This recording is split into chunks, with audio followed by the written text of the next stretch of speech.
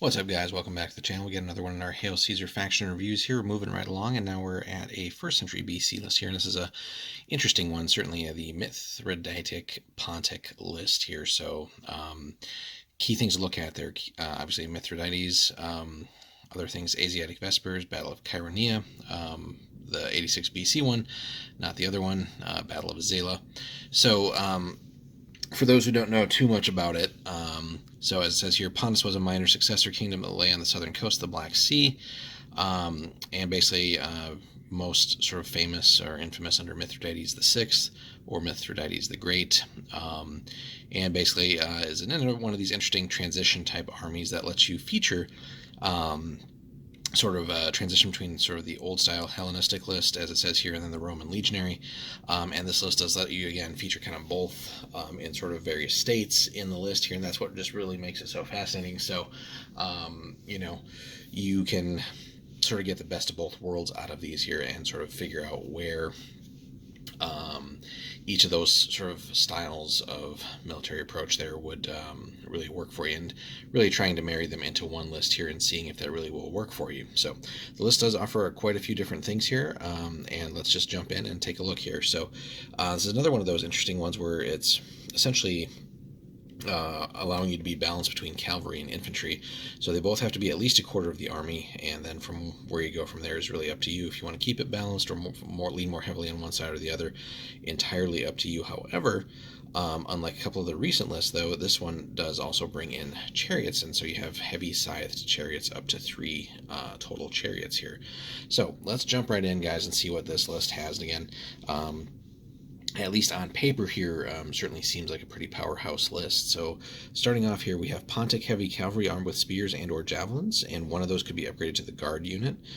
So pretty just standard heavy cavalry format here. So Clash 9, no other special rules, and only 30 points a pop there. And one of those units, again, could be guard. So for 3 more points, we add Valiant in there, so which we don't see too much of. But then we can also bring in some Sarmatian heavy cavalry with Contos and bows. Again, remember that from a few lists back. If you haven't seen our Sarmatian review, go back and check that out. Having a heavy cavalry unit that can also put in a little bit of work long range for you with their bows is kind of an interesting thing, right? And then from there, you even have the option of going cataphract with them, so no restrictions there. So those start at 34 points, and then plus 1 point respectively for the upgrades there. So right off the bat, we have some pretty damn awesome cavalry to choose from here. But one more, we have Armenian cataphract cavalry just with Kontos, so again, straight up heavy cavalry list, no nonsense, no long range shenanigans or anything like that. And that one does start at 34 points as well. But our heavy cavalry arm is so far pretty stacked. Nothing like super special as far as special rules or anything is concerned, but you don't necessarily need that, right? Heavy cavalry will do what it needs to do just as long as you can deliver them properly. We do also have Scythian horse archers as small units here, so giving us a decent long-range component to the cavalry arm here, with, again, the speed of light cavalry and all that, but also being able to field multiple units of these guys, and throwing out that respectable 2 in long range considering they're a small unit. But this gives us Parthian shot in quantity as well, so that's fantastic right there. And then the light cavalry following this up, light cavalry with javelins as small units. So again, basically our short range harass unit. These guys have feigned flight, so we're stacked on heavy cavalry, and we get some pretty awesome light cavalry as well. One for long range shooting, and then light cavalry with feigned flight is always fantastic, being able to bounce in and out and do your thing. So starting off pretty damn powerful already on the cavalry side. So now we get into the infantry, and there's just a whole lot of different things here that you're going to have to figure out and make sense of, and really what you want to field, what you want to collect, and how you're going to make this all work collectively or cohesively. So we start off with the imitation Roman legionary heavy infantry armed with spears or javelins. So 24 points a pop there. Pseudo heavy infantry. We don't get to the full stat line of the Roman legions that we'll see later, but we do have that heavy infantry morale save, which is pretty cool, and no special rules there. But and only 24 points a pop on those. But then we bring in sort of the remnants or remainder of the Greek-style phalanx here with phalangite heavy infantry with pikes. We know what they do. So our standard unit there will be 32 points, with phalanx, of course, rocking the 7s across the board there for clash and sustain.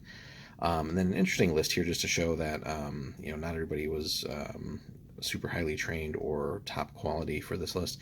We can have a pretty massive reduction to field them as former slaves here. So clash of 6, sustain of 5, and a 6-up morale save. So really, again, reflecting the lesser quality there. But it is a 13-point reduction, so for 19 points a pop for a couple of units of those, that could be useful depending on what style of list you really want to go with, and if you're going to maybe be more cavalry focused or other aspects of the infantry. But these guys still have phalanx, however they are levy and militia, so keep that in mind. Then we move into the medium infantry area here. So Galatian medium infantry warband with swords and javelins. We just get one of them, and again, wild fighters for 28 points here. So again, having another unit that can throw out 9 dice on the clash is pretty impressive there. And really, that one unit we could upgrade to, let's see, Bastarne. Must be a special tribe or something. So stat line doesn't change. However, for 4 more points, we get Fanatic and Frenzied Charge. So if we can make all that work, that's pretty damn scary if you can deliver that. So, and really, the opponent should be having to, stare down all kinds of other things, right? They have to account for all our heavy cavalry and light cavalry threats and all that. Potentially blocks and blocks of phalangites, even maybe some of those Roman legionaries. They might not know that they're maybe not as good as the regular ones, and being able to just potentially sneak in this warband unit here and get the charge off with them is another just frightening prospect. Moving on. So we get subject medium infantry archers. They're just levies, but sort of again, medium infantry-ish stat line. Clash and sustain are 5s, and they do have a 5-up morale save, but again, they're here to shoot.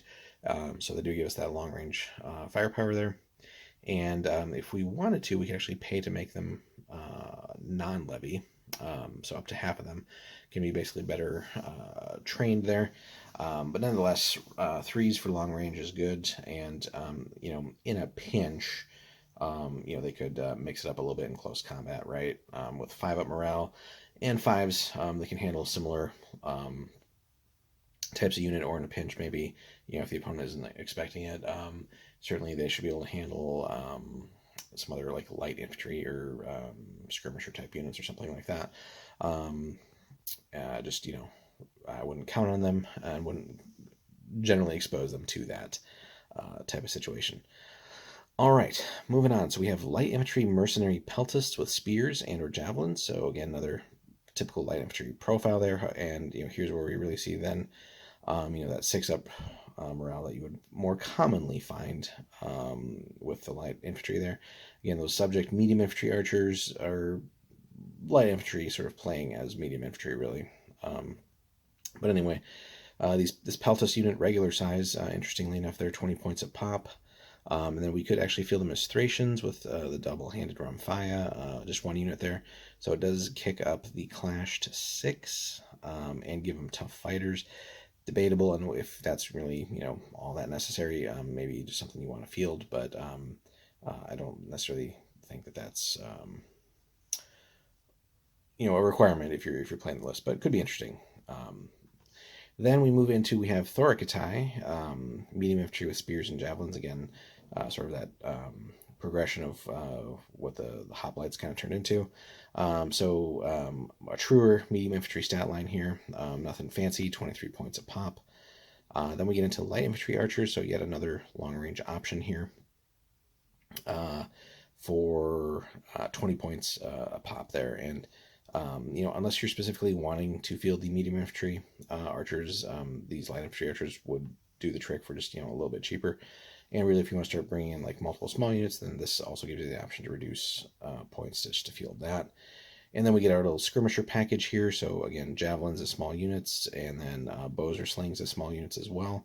And no restrictions on the quantity of the bow or slings there either. So again, we have all kinds of long-range firepower. We're pretty well stacked there as well.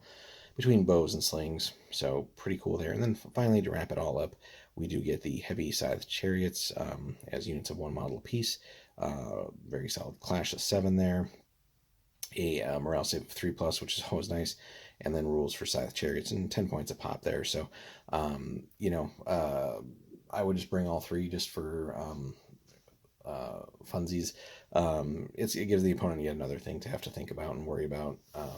And again, anything that distracts from them or distracts your opponent from your big units, right? Your various flavors of heavy cavalry, and whether you're packing phalangites or whatever else, the more things they have to think about and account for, and sort of the more different types of moving pieces that your army can bring at them, that's always scary. And I think that's something this list can do well. And then last but not least, we have leadership 8 across the board. So could have been interesting maybe to see like a 9 upgrade if you wanted to feel like Mithridates himself or something like that. But overall it's fine.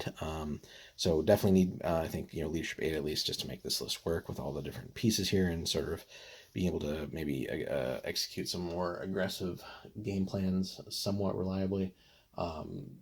Fortunately, this isn't hampered by leadership 7 or anything like that.